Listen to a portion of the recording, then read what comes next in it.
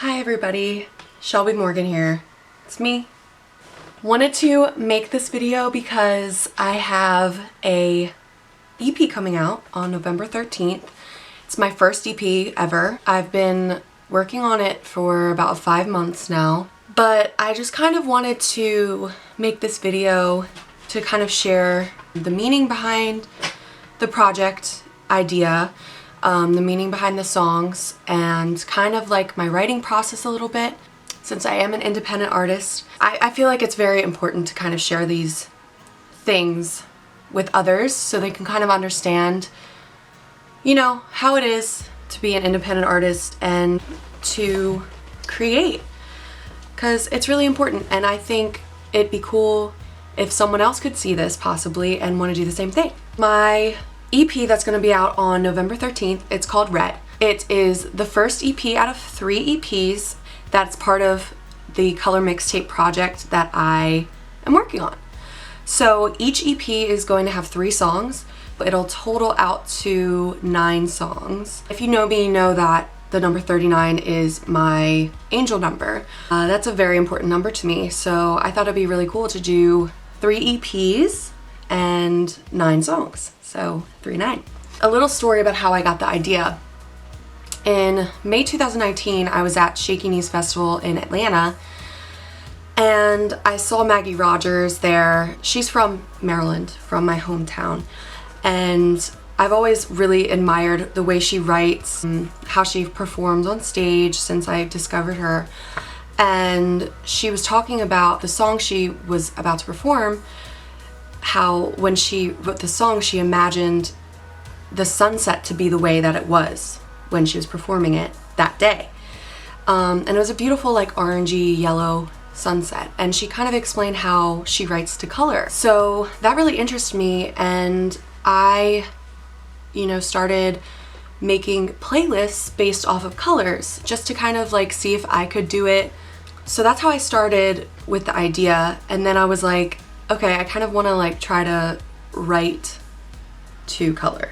I know it's different for everyone, but with my EPs, it's just my take on what reminds me of these colors. Red is very intense, it's dangerous, angry, and adventurous. I wanted to make the EP just that.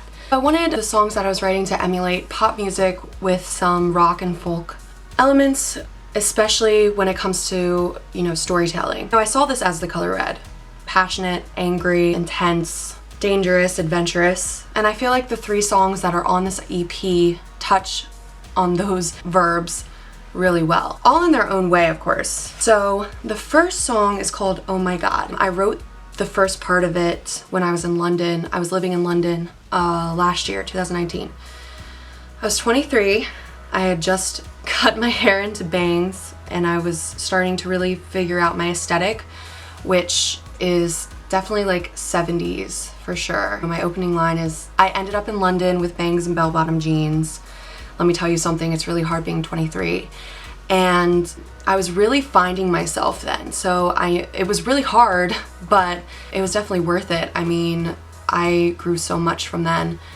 And when COVID happened, I wanted to expand on the idea of the song, so I started with the first part of that song, and I finished it with just like being so angry about being trapped, like in a house, not being able to go anywhere.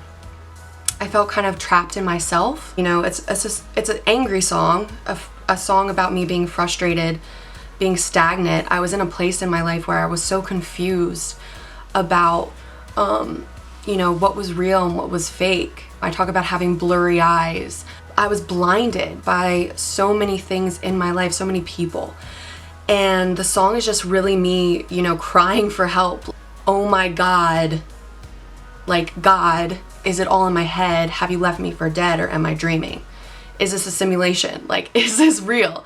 It's definitely an intense song. It's fun, it's poppy, but there's darker, angrier meaning behind it. My song London, it's a very vulnerable song for me. It's about really passionate love and trying to figure out if the love would even work if you were in the same place.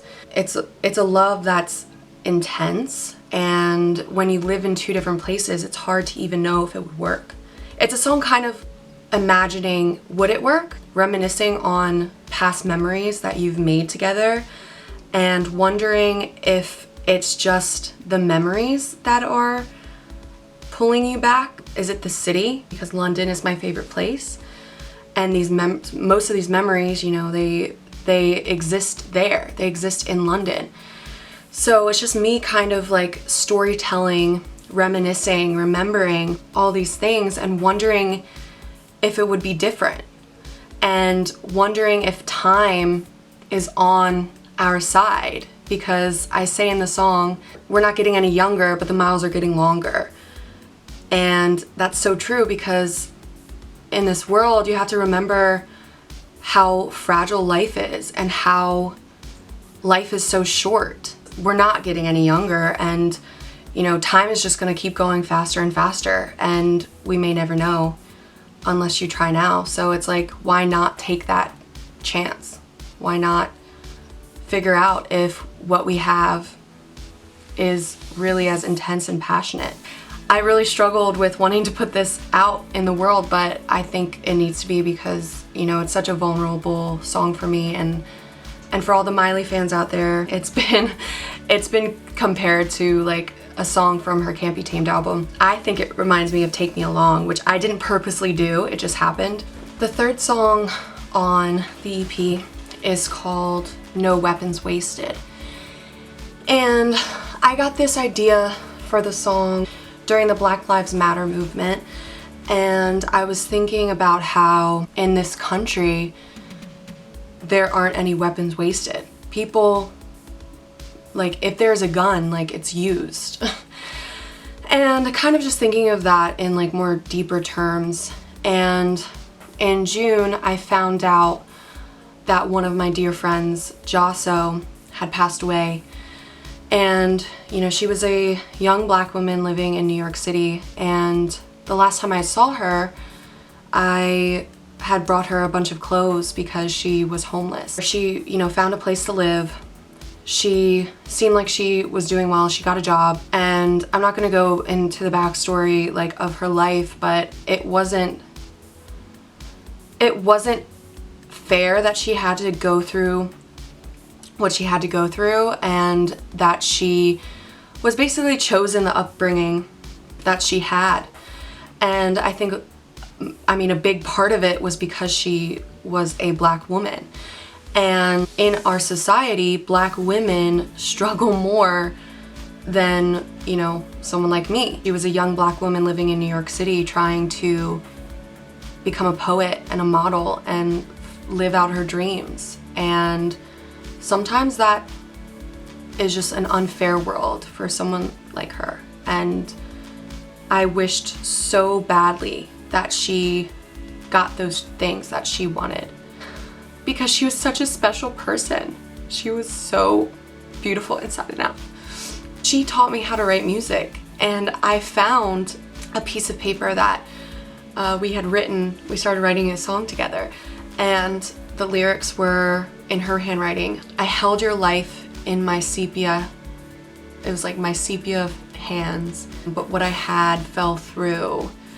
And I was like, I want to use her words to start off this song and kind of put it in a way where it was me talking to her. When you listen to the lyrics, I say, I held your life in my hands, but what I had left had fell through. Sepia colored skin and a mind so true. I wish you could have made it out of the city. Life had dealt you a bad deck of cards. I know you had dreams to pursue, but what about your broken heart? I just feel like if she wasn't a Black woman living in this society today, she'd still be alive. If life didn't deal her a bad deck of cards by her just being Black, maybe she'd still be alive. Maybe she'd have the dreams she wanted. And then I just touch on things that have made me angry in this society. It's another very frustrating song. I'm very frustrated in it. It's angry, it's intense. The state of our country is just not where it should be. I really wanted this song to remind us that we can make it a peaceful world, a fair world, but in order to do it, we have to do it together because it can't be done by one person. It has to be all of us. And all lives do matter, but until Black Lives Matter, then all lives can't. And that's such an important message that I do want to try to convey, and I'll keep conveying it until it happens.